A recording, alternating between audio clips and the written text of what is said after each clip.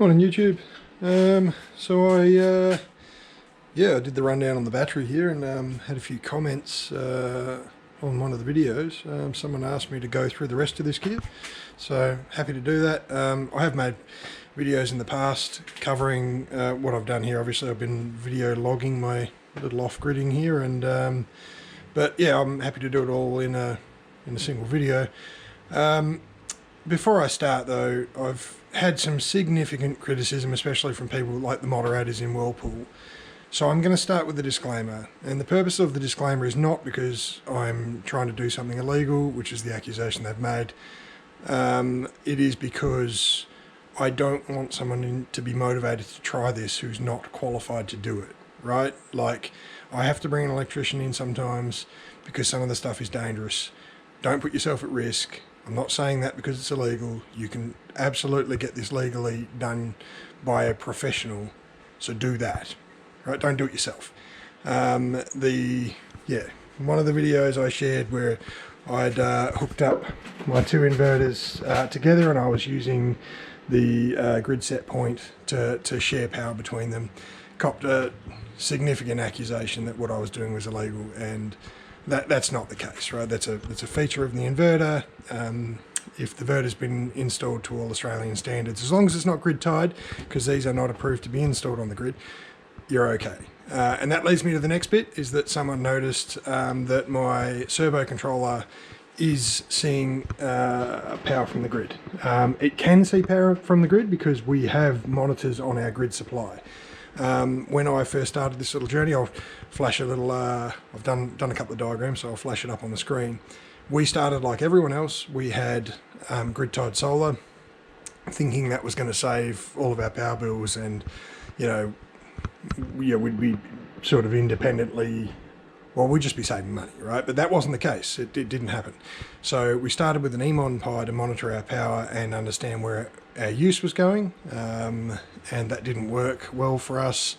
I found the Carlo Gavzini meters through a Victron website, which is actually what led me to use Victron in the first place. So we installed the meters so that we could monitor our power system.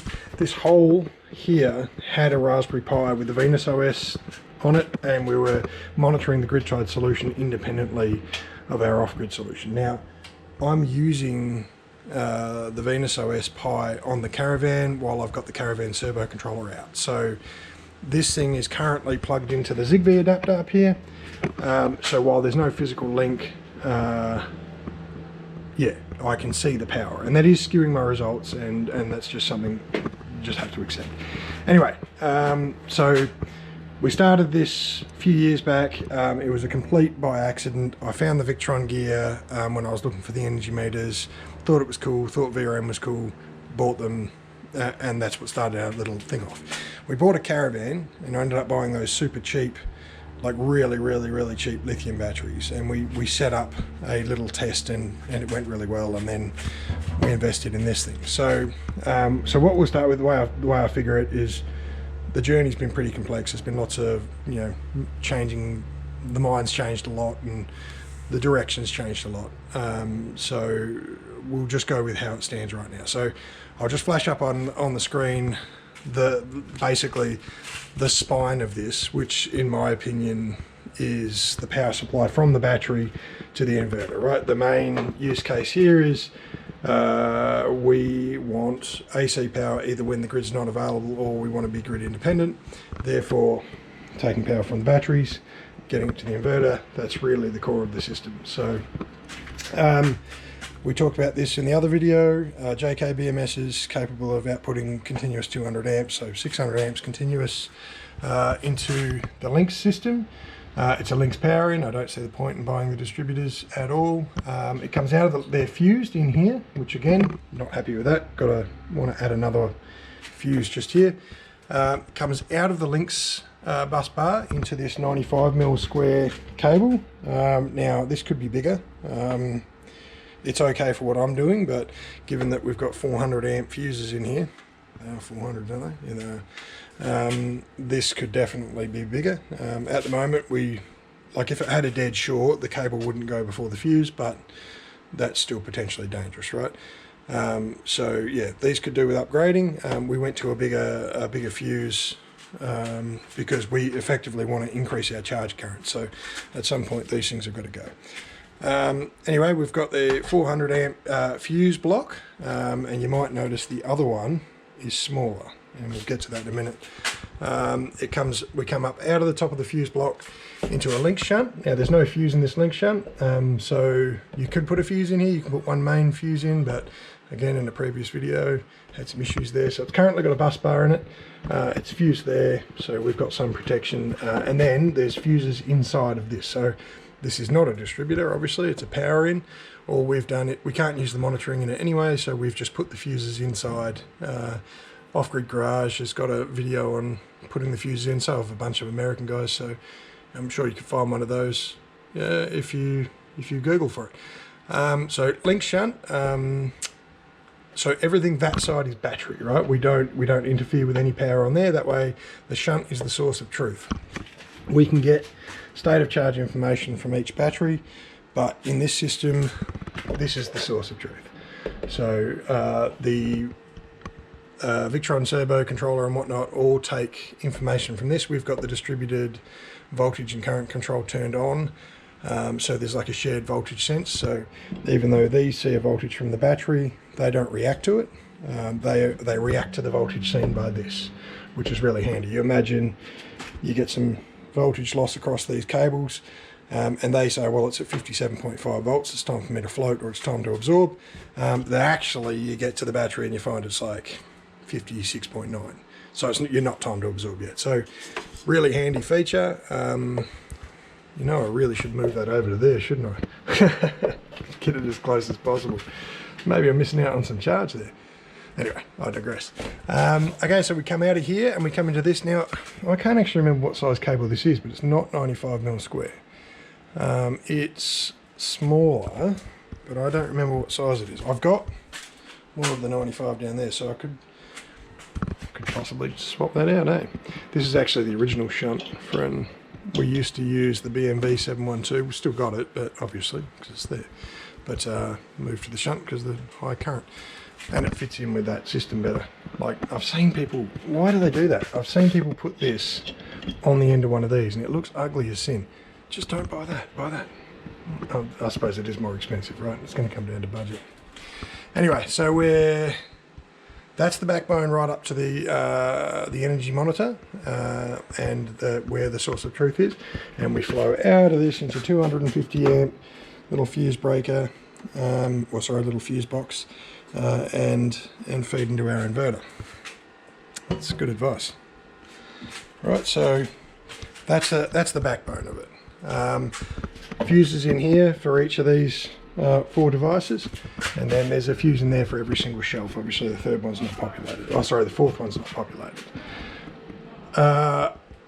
Generally, we don't see a great deal over 290 amps flowing through the system in total, because I believe I've actually set that as a limit. Actually, I think the limit's currently set at 320 because I wanted to see some peak battery power, you know, like typical bloke attitude. I wanted to see how high I could get the current going into the battery, but I was here monitoring it and making sure that nothing was catching fire. But yeah, so we've set that as a limit based on what we think this cable can reasonably do. It's out in the open, it's not enclosed, insulated, etc. Therefore it's not trapping heat and unable to get rid of it. So we think we can push it a little bit above what it's rated for, but we're not going to go nuts.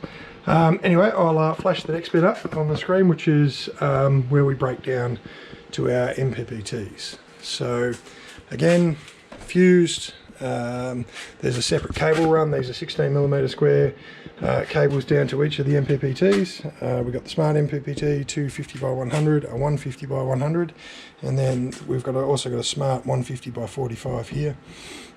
And then they break off onto these independent distribution boards. Probably go, hey, that's not going to a distribution board. It's not at the moment, because we've got solar patios. I'm happy to do a video about the solar patios as well.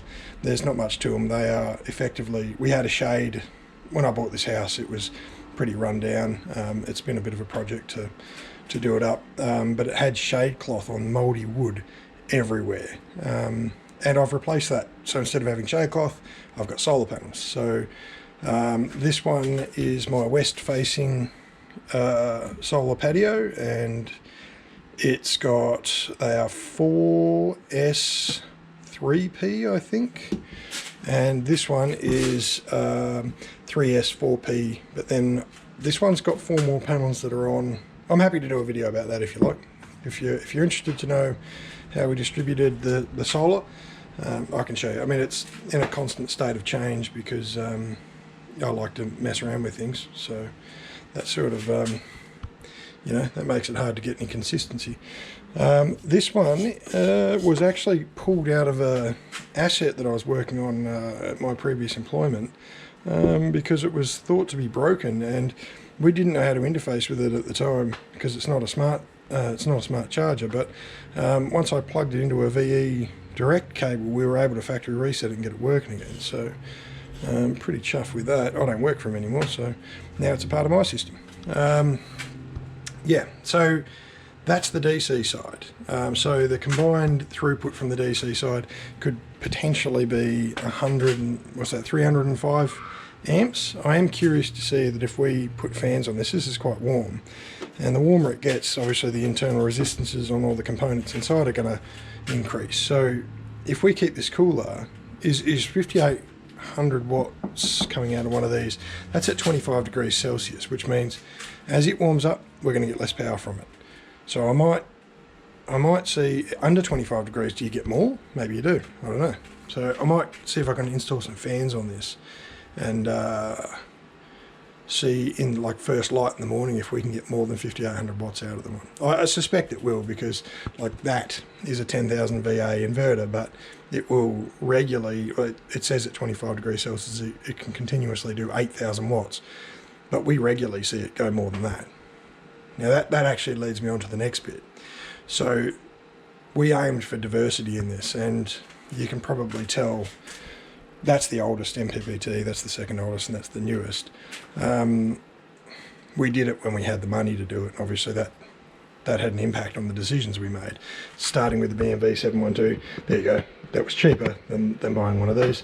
But as we sort of made some money on some investments, I decided if I'm going to pull money out of an investment, it may as well go into saving the house some money or reducing our living expenses, which is where this comes from. But that leads me to the next bit. This is only part of where our power comes from.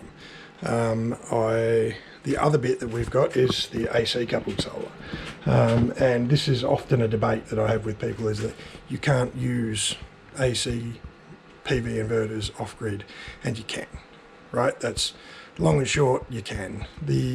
I've made a video about this in the past. I still get people telling me I'm full of shit, that it's not a thing, that where does the excess power go? Well, that's the best thing about it, is that the grid knows there was going to be like excess solar power being produced. So they've come up with a standard, which is demand response modes. So I'll flash up how this thing's laid out. They are commissioned on the output of this inverter, not the input, right? Which is, I think that's the bit that people struggle with. This thing produces the sine, which in Australia is 50 hertz. They see the voltage and the sine and they respond to it.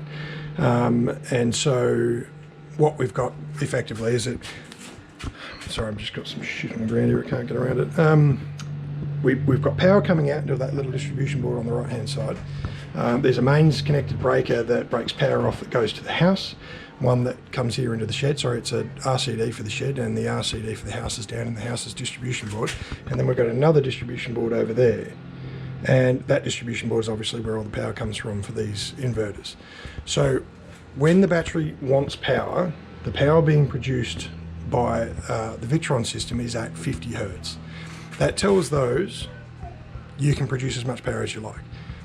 If this wants less power, right, like for example, we're at 100%, the frequency on the output power of this will increase, causing those to back off, right? And there's a second form of control as well, is that they're networked together with this. So the servo controller is telling them via Modbus, hey, please produce less power, so that we don't end up in an overcurrent situation or a high voltage situation.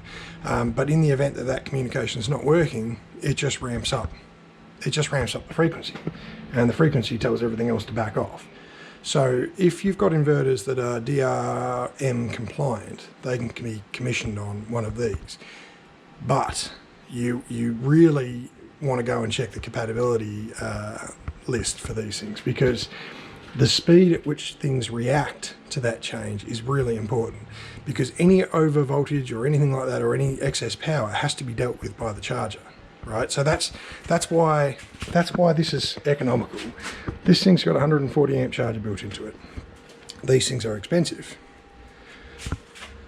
If you don't have an AC coupled solar system attached to one of these things and you've invested in this, that whole bit may as well not be there, because you're not using it. That's like what it comes down to. So you may as well. Like, I bought all those secondhand. They're cheap as chips, and the Galvos aren't on the list, but if you put the latest firmware on them, they actually work just fine. So anything that's a tortoise shell like that generally works. Now hang on, that's not a recommendation. Do not go buying those. Go for the Primos, because the Primos are on the compatibility list. I've bought them, most of those, for 150 or 200 bucks, cheap as chips. I'm actually breaking a rule there, so they're not all commissioned. There's 5, but I don't use them all. The reason the covers are off the breaker boxes is I regularly swap panels in and off them, and I test panels, and I do random other little things with them. So there's 3 of those currently running. Like, I can see one of them's doing, what is it, 1800 watts. Go and have a look.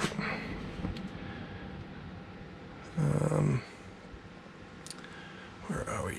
Yep, there we go. So there it is, and it's running throttled, right? So we know that it's aware that it's a part of this microgrid.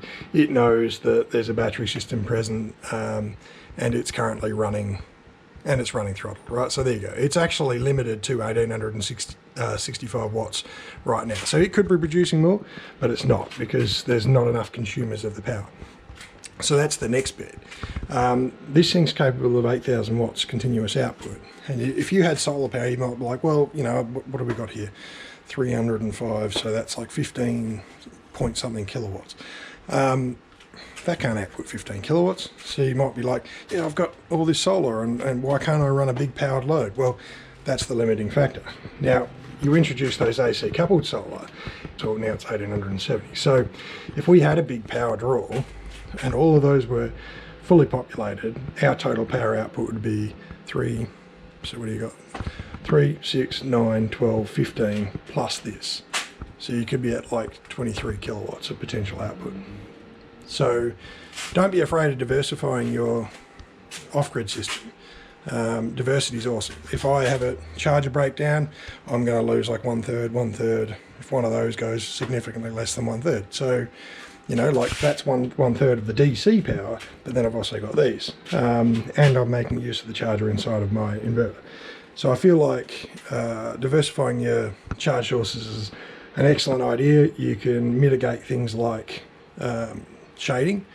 So like you might go, well, I've got a 4 kilowatt array as just one big solid array, but then one panel gets shaded, and then you've got problems. If you can buy these things cheap, or you can get some of these things second hand, then you might divide that up, right? So like if you've got panels in rows and you find that the lower row is shaded, we'll make that low row a string, and then the subsequent strings above it separate strings. And as the sun comes up, you'll get the top row first, and your charger can make effective use of the power instead of being impacted poorly by the shaded panels. Anyway, hopefully that sort of gives you guys, I'll post the guy's comment up, and hopefully that gives you the feedback you were looking for. If you want more information, I'm happy to share it. Like, again, just a dude logging my little journey here. So if you want to see something, let me know. I do have some Voltex batteries actually that I would like. I'm potentially thinking about pulling apart. There's a risk in that if I damage them and I find out that the cells inside can't be reused because they've got like the laser welded on aluminium, they'll be toast. So I'd like to maybe, you know, how about I just go with the battery? So they're glued shut, these things. So I'm wondering, who'd like to see that, hey? How about we pull one of these apart and see if we can get the battery cells out and use them for something. I'll tell you what, if enough people comment, I think we'll just sacrifice one. I've got 4 of them in total. They do make up a 10 kilowatt battery. They're just cheapies, but yeah. Yep, let me know. Let me know in the comments.